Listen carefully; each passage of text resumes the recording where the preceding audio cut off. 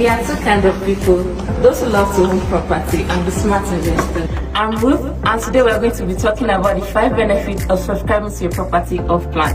I'm Sandra Telefe. Speaking of which, here at P1 Plus, we offer exotic buildings at exotic locations off plan. Here are the 5 benefits of subscribing to your property off plan. 1. Lower prices and exclusive discounts. Off plan properties are often sold at lower prices compared to the completed units. 2. Potential for high returns. As the property appreciates in value during construction, buyers can benefit from significant capital gain. 3. Flexible payment plan. Many developers provide structured payment options, making it easier for you to avoid the large upfront costs. 4. Customization. You can enjoy the benefits of customizing your property to your desired taste during construction. And 5. The ease of reselling your property. You can easily resell your properties during or after construction, which means more money in the bag. Smart investors find creative ways to save money, get return on their investment, and enjoy flexible payment plans. I mentioned the exotic locations earlier. Exactly. You can get a home in a beautiful estate, just like the Cedarwood luxury apartments and terraces. Imagine living in a life-size version of this estate just by subscribing to our autographed maisonette and apartment by Cedarwood, Monastery Road, Shongotedo. That's not all. You can enjoy living in a serene environment with quality and comfort. Be a smart investor today and subscribe to our offline property at the autographed maisonette and apartment by Cedarwood, Monastery Road.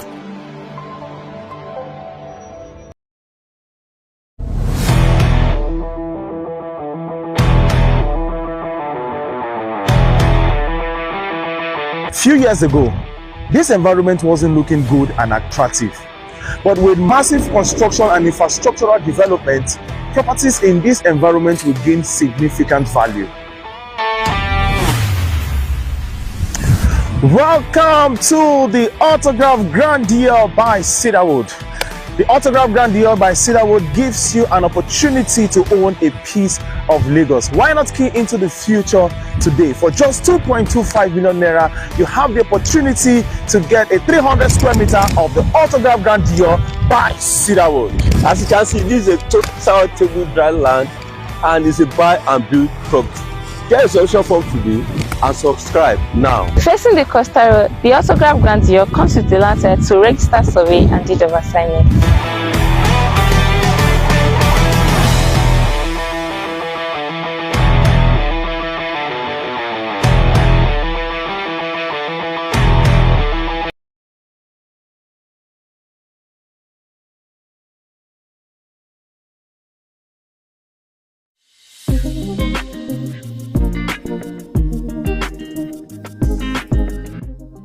Hello, here are 7 reasons you should subscribe to the Autograph Beach View by Cedarwood.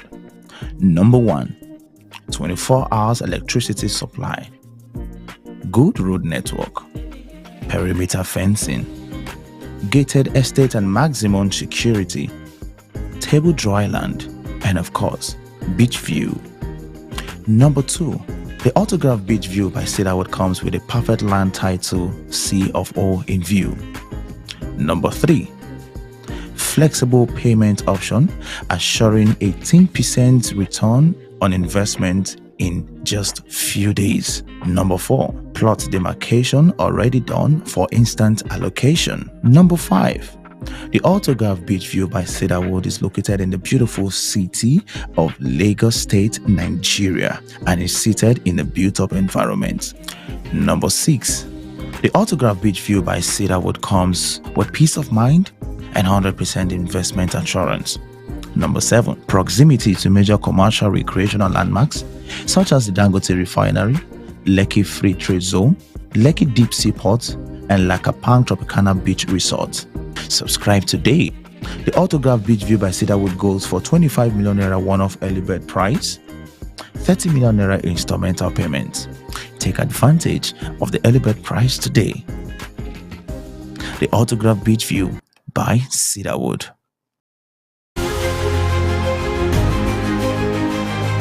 The idea of owning a home should be beyond having a roof over one's head. That's merely survivalist. featuring a collection of service plots and unique home units.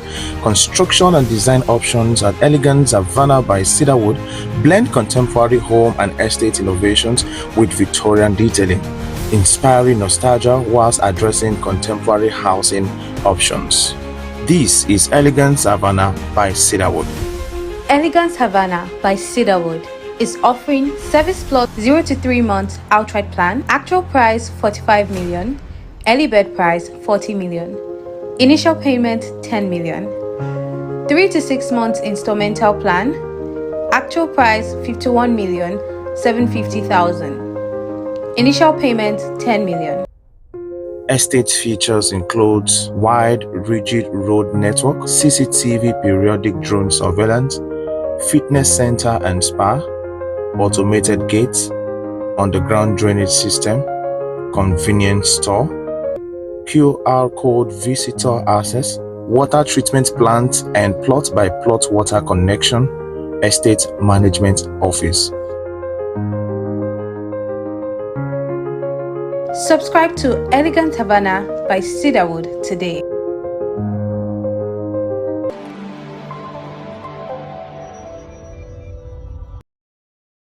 So it's a conversation I would love to have.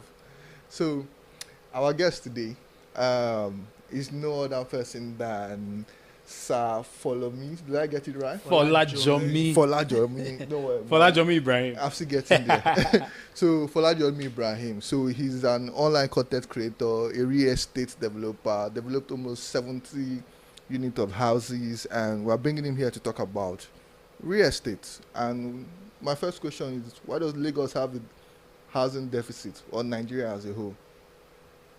Homes are not affordable, particularly because if homes are more affordable, it will incentivize developers to build more. So I feel like the moment we can solve that affordability part, then a lot more people will spring into action in order to get homes to more people. When you say homes are not affordable, what do you mean? The income to cost is just too far, especially when there is no option where you can, buy and pay small, so to speak. Mortgage. The ones, yes, exactly. The ones we have is not enough. The last one that the governor of Lagos did was about only 1% of the need that was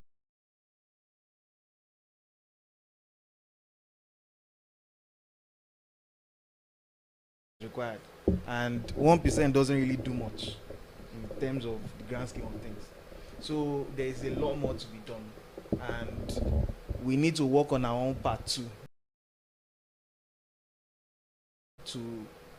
Although it sounds very out of touch, but we need to, work on building our income. Do you understand? Getting more, because it's actually possible. But we have 24 hours now. Oh, we're doing a lot of job, but it's still not. Somebody said something that Nigerians are very busy, but less productive. Thank you. Yeah. So there's a lot of business, B-U-S-Y. I mean, there's a lot of business, but lots of activities, but low productivity. And so we're not actually doing the things that move the needle. We're focusing on we're just focusing on the non-essentials, you get. But the things that actually move the needle, the things that contribute to our GDP, we're not really paying attention to it. Things like, for instance, for businesses, things that drive sales, you get. Okay. Things that drive sales. People that are going to doing their 9 to 5, you see them go to the office, spend the entire 8 hours, sometimes 12 hours. But if you look at if you look at what they did throughout those 8 hours, did they actually put in the work throughout those 8 hours? If you measure it, and it stems from we not having to give value for our hour. We give value for the month, but we don't place value on the minutes. You get. That's why when you go to senior clients, you see them doing pay per week, pay per hour rather. But it's non-productive. I'm a Muslim. Yeah. But I'm not a Muslim to the point where I rely solely on prayer to get things done. You see people sit down in their shops and they just pray and hope for the best. And that is not a tactic. I traveled to China last month, or last 2 months. And there was something I noticed with my partner when we traveled, and it was these people, they worship idols, and their country is growing. And we, that the religion was even brought to us, we are terrible at, moving the needle, as you said. So I would say we are not productive. That's one. Then two, have a mentor. He does about 10 billion a year in revenue, no, in profits.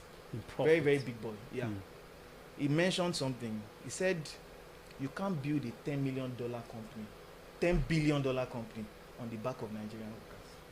It's not possible. On the back of Nigerian workers. Ooh. In fact, he even said blacks. But Nigerian, being that Nigerians are the smartest black people in the world. Yeah. Once you say Nigerians, you've covered the entire race. Yeah. So, and that is because of our culture, our work culture. We take time as a suggestion. That's why we have African time. Nothing is taken seriously. Every project you've ever done in any regard has always been late. When you leave your house, you are late. When when you get to the bus stop, you want to take a bus, that one is less concerned about you trying to get to work early. Everything about us is just system. We are not serious people. We don't take things as seriously, and it's something I feel we really need to fix. How? Sorry to cut you. Yeah. We keep. We know all our problems. Fela sang everything. Now, the solution is very simple. But simple as it is hard. You need to become a different person in order to enjoy the benefits that those people enjoy. It's that simple. When you go to gatherings like that, you talk with people like that, they don't think the way the average man thinks. Let me give you an example. I do my development on the mainland. One of my mentors is on the island. He has projects in Ikoyi, he has projects in VI, he has projects in Lekki Phase 1. So I was now like, I spoke to his friend because I didn't talk to him directly. I was like, I want to expand to Ikoyi and Lekki, but I'm worried that I might offend my mentor because I'm already entering his territory. And that is an example of type of thinking that these people have. They don't, when you sit around them and you're mentioning Nigeria's problems and you're saying it with a pitiful, hey, Nigeria is hard type of feeling, they'll just carry their phone and they'll start pressing because they know that what do you want to be saying to this one? That is not what they want to hear. If you say Nigeria has a problem, you are saying that statement with an opportunity statement following it, that this is what we can do to actually tap into this. And when you are doing business, you are doing data-driven business. You want to open a shop, and you're only opening the shop because your neighbor too is selling the same thing. You don't know the market cap. You don't know the wallet share of people. You don't even know what is the most affordable thing or what's the most expensive point they can go to Turkey, go to Dubai. As they said, yeah. Can I be profane? Yes, why not? They said the Nigeria's biggest export is the Igbo man's penis. You understand? They go everywhere. Do you understand? And that is the thing. They are that entrepreneurial. True. Do you understand? And the Yoruba man is very accommodating. So for that reason, we work well together. And that's why Lagos is the melting pot for everyone. Very true. Now, in this same Lagos, it guarantees you that if you carry a bag of pure water to Ojolegba bus stop at 35 degrees heat in the sun at 12 noon, and for everybody that buys pure water for you and they are telling them they are mad, you still sell out before 4 o'clock. Do you understand? Yeah. That is how it is. True. So pick something that you know you can do and push for it. You see these people that they hawk things, and some will just be hawking and they'll be passing and you just be like, you did not even notice. But there are some that they are singing. There was a time I was in Eco Market. Yeah. And this is not, I'm not trying to be tribalistic or anything, but this is just the joke as it is. There's one guy, he's a Yoruba guy. Yeah. They call him Omo Igbo because he looks like an Igbo guy. Okay. So anytime the lady that is passing is she's selling locust beans, Iru, it smells. Yeah. So she comes in and starts shouting, Kilo, what is smelling? She will now say, Omo Igbo lorun. Do you understand? And that is the joke. So when you laugh like that and you notice what is going on, she has created visibility. Yeah. That is the core of marketing. So the rest is for her to land sales. Do you understand? People must see you to buy from you. Do you understand? So once those things are done, it's not just doing something and hoping for the best. You are most likely to sell. You are most likely to grow. And that is the thing. I don't remember the last time I was on a plane and on a train, and I was like, God, please keep me safe on this trip. I don't remember, because when last the train have accident? Do you understand? True. So that's the same way if you set yourself on a path that is guaranteed for success, you just pray to cover the spiritual part. The rest, it will happen. See at the man, and we pass there from the assembly ground to class every day in secondary school. So that saying has stuck with me for a very, very long time. And once you are diligent in what you do, you are strategic, and you don't say, this thing is not for me, or all those, I'm a morning person, I'm an evening person. You are already cutting yourself. Do you understand? A part of a conversation I had with my mentor on, was it Thursday or Saturday? And I was mentioning that finance has been a problem for me in my business, that I don't really understand finance. I looked at me and was like, I go to Paris every 3 weeks and I'm studying international law. Do you think I want to touch on two things. One would be sales. Thank you for that, Kel. Like, our university did us a disservice, and it's still doing us a disservice, because we copy the Western curriculum a lot, but it doesn't also fit into the Nigerian reality. It has to also do with our governance and policies. Africa will copy a lot of Western policies. That's right. If World Bank say do it, we do it. If IMF do it, and we end up getting a leadership that is disconnected from the people, or the suffering from the people. And the same has got into education. Our education is disconnected from the reality of the average Nigerian guy. Are you leaving school? The first thing you have to do is to sell. Either you're selling yourself through job interview, or you're picking up a hustle to sell, or you're going to learn trade. If I want to become one of the best salespeople in the country, what do I have to do? I think, first of all, you never stop learning. You've heard it before. Yeah. You need to become empathetic, understanding what the people you are trying to sell to, what is their problem. You've heard that before. You need to project as somebody that knows what they are saying, because you have a better chance going to confidence class than going to technical class in making it. Because if I come to you and I tell you I've built 30 houses and I'm saying it with serious charisma, it's for you to go and check, but right now you believe me, then I'm saying it as, do you understand? Fortune favors the bold. You have to be bold. Me, I'm not of the strategy of going around and making sales. Zuckerberg and all their people, they've made it easy for me to access you in your house without going through security. You understand? That window to everybody's lives. I still cannot put, okay, I have 100,000 followers plus. There is no space I know that I can put 100,000 people and they all listen to me. Do you understand? And these people are from different parts of life. If you have the opportunity to use the internet, use it. Before the advent of videos for social media, there were only websites. There is a man called Omonile Lawyer. You might not know him. He has a website. I'm sure what Thrive online, and I agree. Yes, there's some business like real estate. Real estate might thrive online, but to close it, it has to be physical, because it's very highly it's very capital intensive. Yes. You can't see somebody online that says sells private jet and you say send account details. You can't. Do you get my point? There's some of all these bourgeoisies, the men who control economies. Yeah.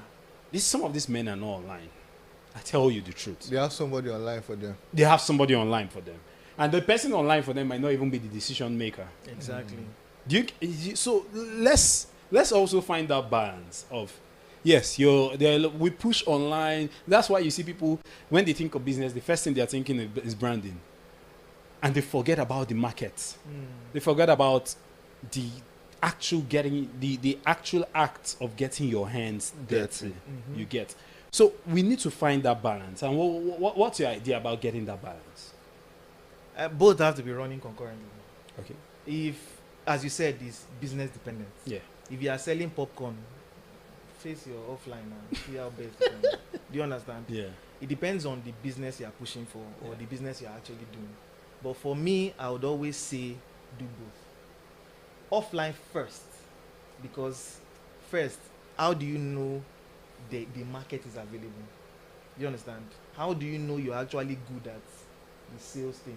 If you make one mistake on offline, you just move to the next customer. You use that as your business dependent, especially when you are doing business to business.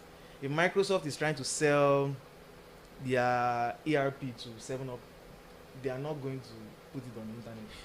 They are going to send somebody to 7up to go and see what's going on. And depending as well on the type of business you are doing, you need to know exactly how to go about it.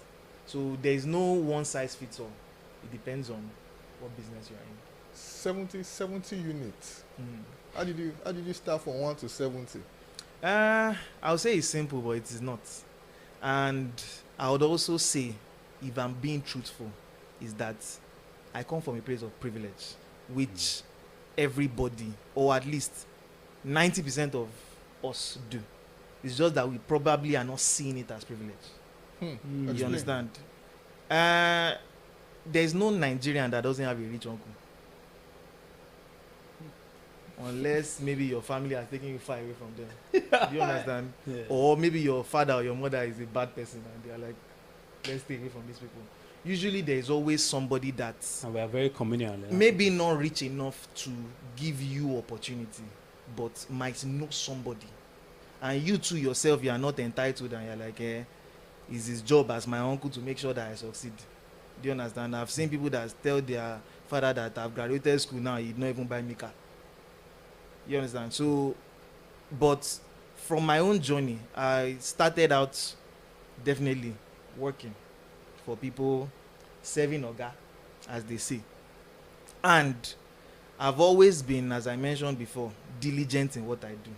I don't ever see the money when I'm working. My aim is to be indispensable. I want to be at the point where if they don't see me, they are worried that the business might have problem. That's that's the aim I always push for. And that's the flip side of that is that I'll need to have a boss that actually values what I do. Because if you go all out and they are not seeing you or they don't care or they don't value it, then there's a problem. So I've always been privileged to have people that care about me enough to say, this boy, you don't try. Make we push you go this place. You understand? So that's why I'll say success is not a good indicator of whether you've learned. One, it didn't faze me because I knew that was where I was going to. So with that goal in mind, I think number 16, I made a sale. So I mean, your ratio is 16-1. I can't say 16-1, yes. So I love that. Continue. So when I made the sale on number 16, I was like, oh yeah, now start again from 1. Then we start pushing again. That was how it was. And that sale was enough guarantee because before I ever sold a unit for 28 million, I had not sold anything for 10 million yet. The highest I'd ever done at that point was, I think, 1.8. So when I made that boost was enough because I did everything they told me to do. Learn this one, know this one, go out, what were the speak. things? Learn what you are selling. Okay. Do you understand? When you learn what you are selling, project confidence. When you project confidence, what was the last thing? Listen actively to know what they are saying and what they are not saying. Then tailor whatever you are saying to that pain point or that pleasure point. The guy that ever bought from me for the first time, he wanted to pepper his friends. Do you understand? That was the aim. So he didn't say it directly, but you could tell from so and so. And you know from the past, you know that if they give me money, I don't run away, I don't abscond, I don't steal money. Yeah. So you need to stand and say this project too, your hand inside. You understand? And when I was to go for the next meeting, I said, you'll be glad to know that me and these people were partnering on this project. And that was all. Once I made the first sale, I said, go and sit down first. The commission I promised you, I'll give you. Don't worry. The rest was, I've sold this unit. If you want to buy, buy. If you don't want to buy, leave them. True. Do you understand? Because the boost was already there. Then was just like a proof of, can I do it? And yes, I could do it. Then along the line, I started having no's, which is normal. Maybe because there is no fit between what they wanted and what I was selling. But generally, a lot became easier from then. So let's break it down. Okay. Some people feel like I will just ask this question: how did the contact get access to you? Because people feel like Nigeria versus Nigeria. No, we are a very classy society. Yeah. They would, what is not, how would I put it? Is a friend of an uncle's friend. Okay. Do you understand? The way I would not, I'm not an extrovert, but I knew I needed to be extrovertial to get this thing done. Just like with social media, it took me almost a month to get comfortable speaking in front of a camera. You understand? I had a lot of work I needed to put in.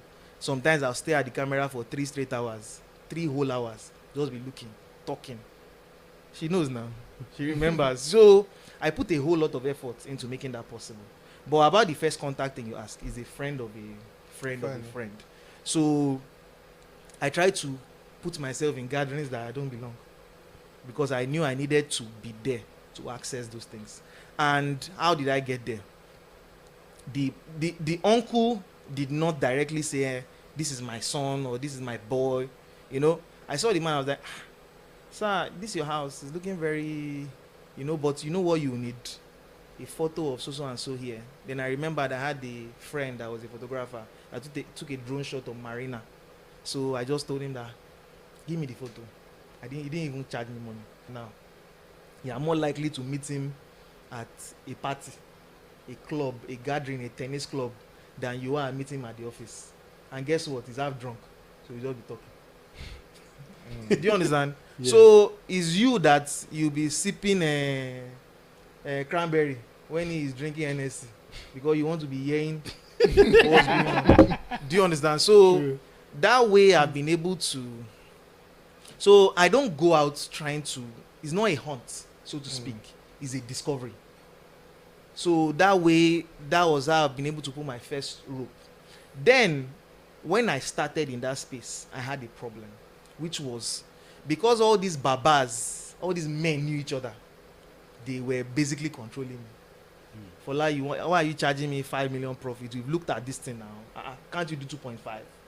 So instead of making 5 million on a 25 million naira, a 30 million naira development over the course of 18 months, you are stuck with 2.5 million. Inside that 2.5, you are going to pay your site manager, you are going to pay your staff, you are going to pay security. You know, at the end of the day, you build a project of 500 million and you are taking 14 million naira home after you're charging. So when I was to fly again, I flew with my mom. Went Qatar. That woman she's an advocate for Qatar.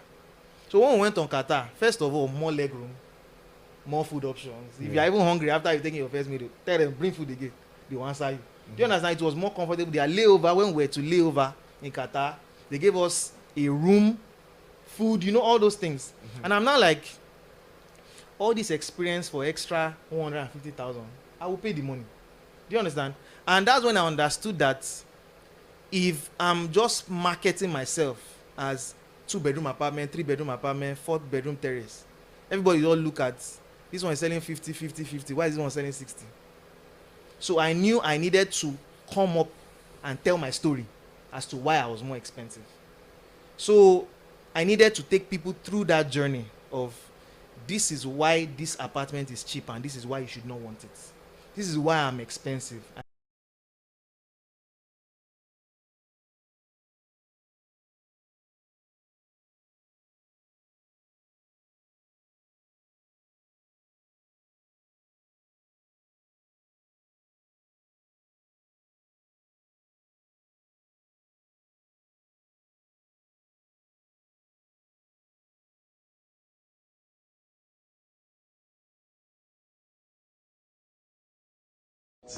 You too can own your own luxurious apartments at